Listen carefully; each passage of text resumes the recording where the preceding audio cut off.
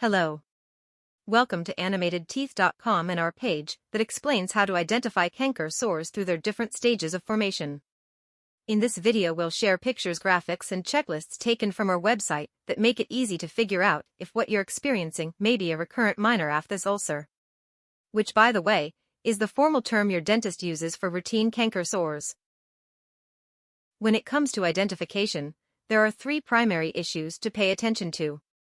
One is the lesion's overall appearance, which of course, will vary as it passes through its different stages. Another, and really unique diagnostic feature, is the sore's location. Recurrent minor aphthous ulcers characteristically only form on a certain type of oral tissue that's only found in specific parts of the mouth. And the third factor is that most people will find their situation familiar, meaning they remember having this kind of lesion before. We'll start off by covering the issue of lesion location. Canker sores, the recurrent minor form, which is the most common type, only form on tissue referred to as loose mucosa. To understand what kind of tissue this is, put your finger between your lower lip and teeth and then slide it on down as far as it will go. Down here, in the deepest part of the trough that lies between your cheek and jawbone, you're touching unattached, or loose, oral mucosa.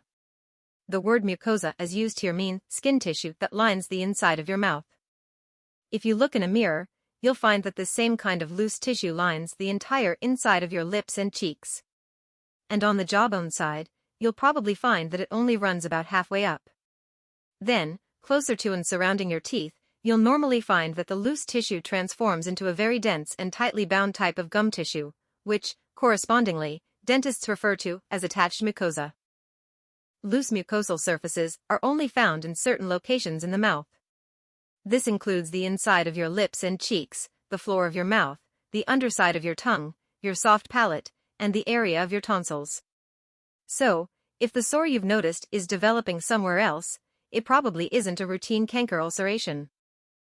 Besides being some other type of mouth sore, it could be possible that what you have is a more aggressive form of aphthous ulceration that sometimes does form in additional locations, like along the side of the tongue.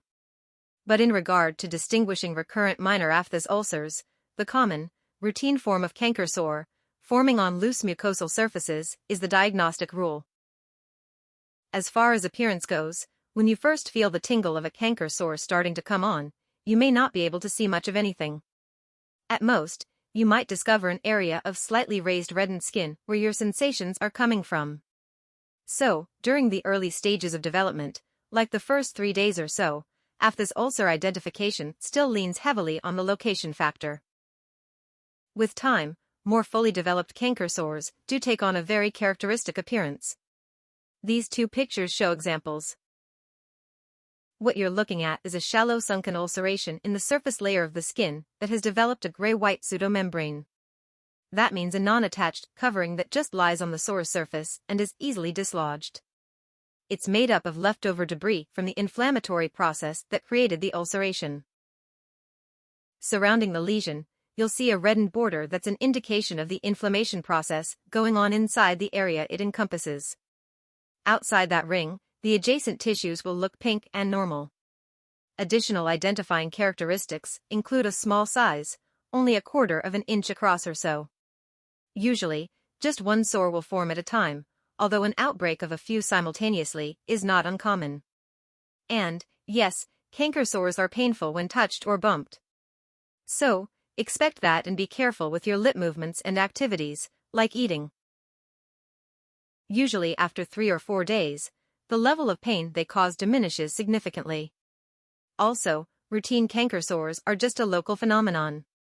The person does not experience systemic symptoms like malaise or fever. Usually the sore has healed uneventfully and without scarring within a week or 2. The third pillar of canker sore identification is that the lesion you see is similar to what you've experienced before. Of course, any one person will have to experience an initial breakout.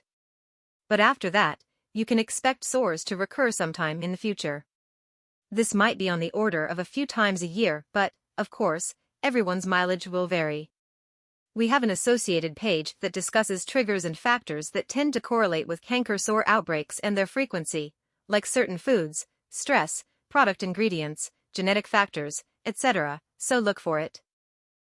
Also, we have several pages that cover the issue of canker sore management, including prescription, over-the-counter, and home remedy solutions. So, look for them too. And, of course, we must mention that this page contains additional information not included in this video, so give it a read. As one last point, we'll mention that your dentist usually bases their diagnosis for routine canker sores on the exact same factors that we've discussed in this video. They don't biopsy or medically test, they just make observations and ask you questions. So, making an accurate determination is usually just that simple and easy. And now you know how to do that yourself. Goodbye.